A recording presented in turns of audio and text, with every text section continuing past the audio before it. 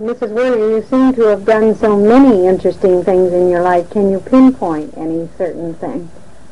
Well, not really, because all of my life has been sort of interesting, although nothing spectacular.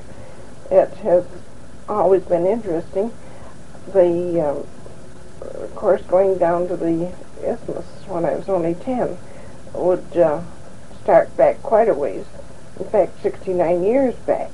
And the times down there were very interesting and very enlightening because it was entirely different than here, entirely different than Florida or any of these other places.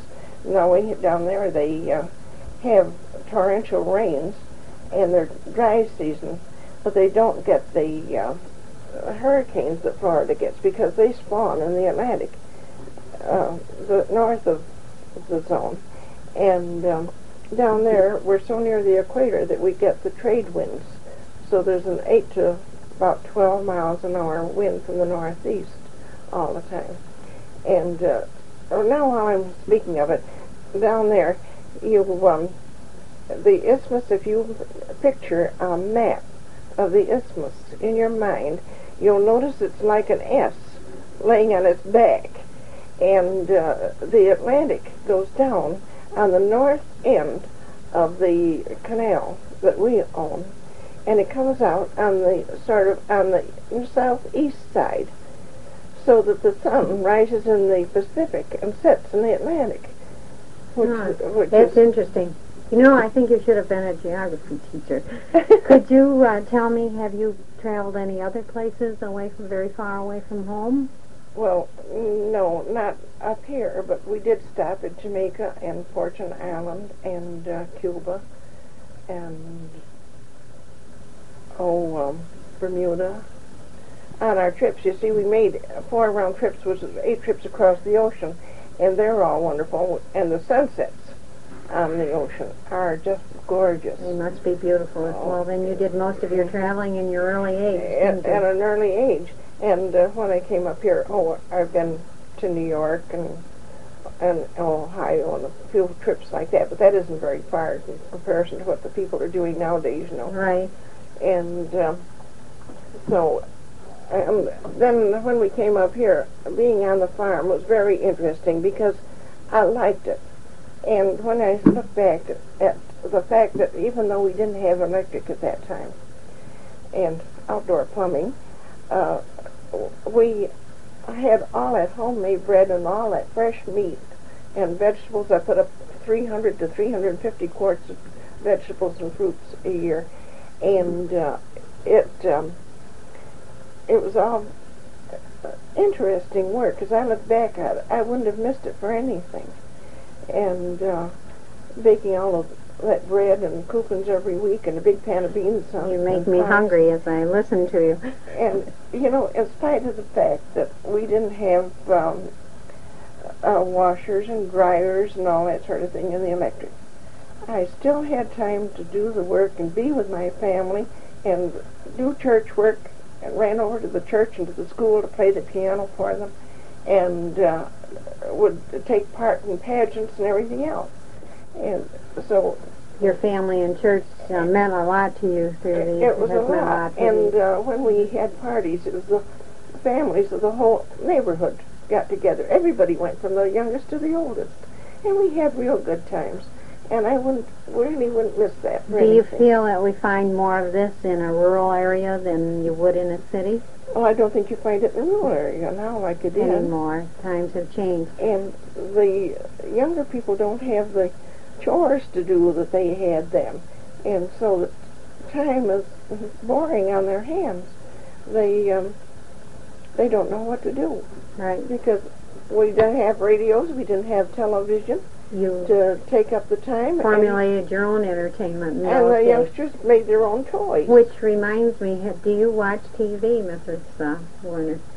Not a great deal. I have a few special things, but I don't watch the soap operas. If that's what you want to know. You're too busy to watch them. Well, I do watch some, but I can crochet and do things like that while I'm watching, and sometimes I turn it on merely for company, just to have some noise or something in the house because it would be too quiet. Do you enjoy reading? Oh, yes, I read a lot. Well, that's good. And all good books. You've got a friend there all the time then. Right. Thinking back, did you have a favorite teacher in school? I can't remember of any favorite teachers. I think that I like my Spanish teacher pretty well. She was, her name, I can even remember her name, Odina J.L. Frost. And it tickled me because we were down on the Isthmus where we were far from Frost. And she was our teacher, and she was such a marvelous Spanish teacher. I think, and Spanish being easy to learn, I think that has one thing to do about it, that I liked her so much. But I can't remember really of any special teachers. I had one when I was in the lower grades in Rochester, and her name was Catherine Love, that I can remember her name. And I can remember a couple of poems, great big long poems that I learned when I was in there, and I can still say them. It's wonderful that you can recall all these things, and I have this for you. How about, could you mention a highlight of bringing up your children? Well, I don't know. You see, I have two different families. Luther is 55, and the next one will be 51 this month, and another one 48. And then 12 years difference, and I had Sharon, who was my postscript. That was And it was just about the time that they were going to school, and they were getting up to where they could kind of take care of themselves, and I would see other people running around after their little tots, and thankful that mine had got up to where they could, when I realized that we were going to be blessed with another one. And we were. I think this must be one means of keeping you so young, too. Do you feel that way as you brought the last one up? Well, then it was only 6 years after that my first grandchild came along. So, you see, I don't know where mine left off. And You've always had young children and in your I've had family young children right growing along. up too.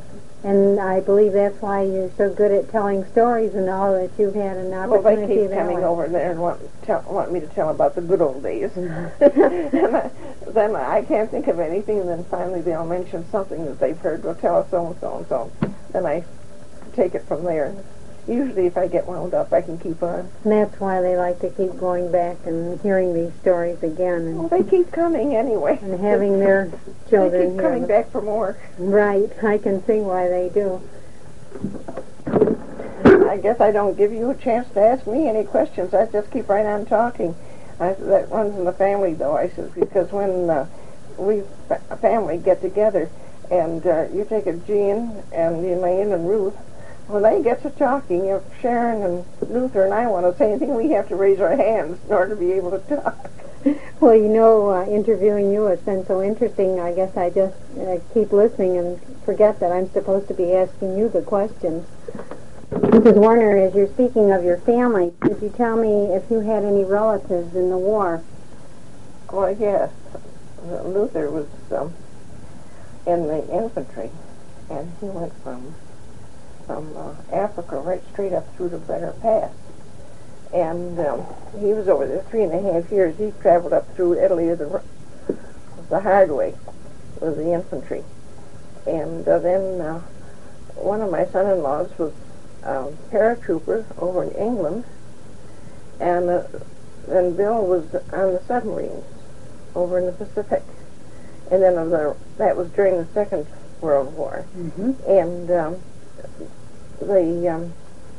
Terry, my grandson, was on an aircraft carrier over in, what is that bay over there near China and Japan? Subic Bay in the Philippines, I believe? Tonkin Bay. Oh, Tonkin Bay. Mm-hmm. Over that way, and he was gone for about 4 years. How about World War I? Were any of your... None of us were in, but I involved? knew people that were in.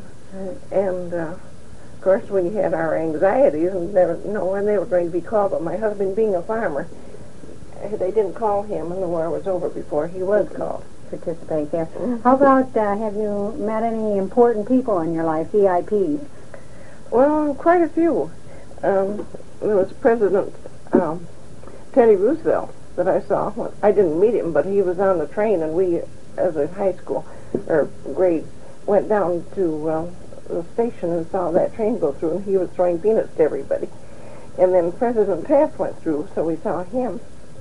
And of course we were well acquainted with the Colonels Goethals, Gilliard, and Gorgas. And Goethals used to get on the train and talk to us every once in a while. He was very common and was... And then I met John D. Rockefeller, the old man, when I was on a wedding trip in Ohio.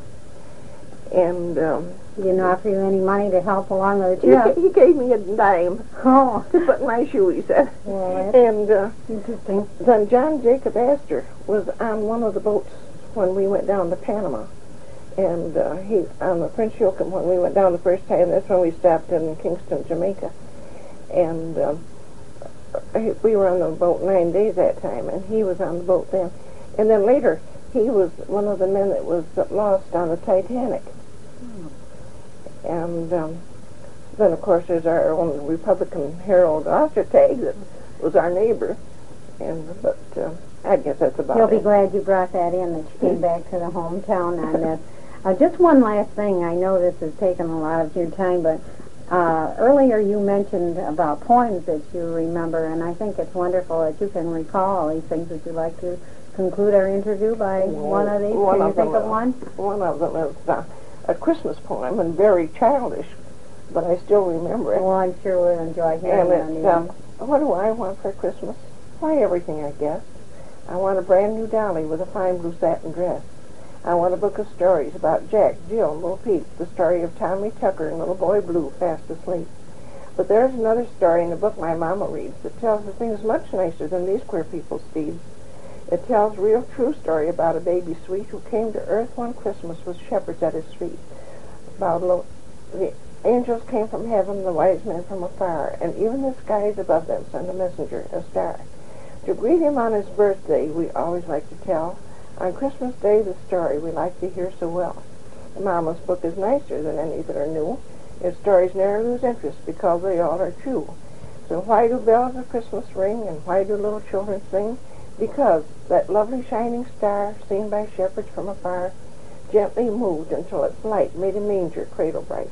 There the darling baby lay, pillowed soft upon the hay, and the angels sang and smiled, "This is Christ, the Holy Child." That's why bells of Christmas ring. That's why little children sing, and that's why we have Christmas. I think I should clap right now. Thank you very much, and thank you for this interview.